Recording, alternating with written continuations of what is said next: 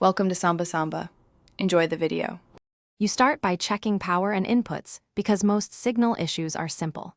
First, ensure the decoder and TV show power LEDs. A blinking light signals standby versus active.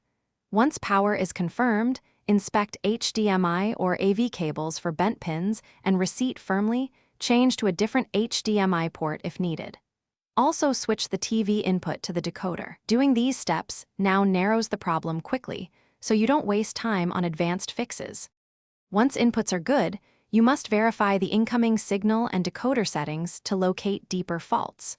Open the decoder menu and run a channel scan or network reconnect. This forces the device to require channels or IP. Inspect antenna or satellite cable connectors and LNB polarity if you use those sources, because loose F connectors kill signal. Make sure decoder video output matches your TV resolution. Mismatches can show no picture even with signal present. To finish, try resets and updates since firmware glitches cause intermittent signal loss. You should do a soft reboot first. If problems persist and you backed up settings, perform a factory reset to clear corrupted configs. Next, check for firmware updates over the network or with a USB file and reboot after installation to apply fixes.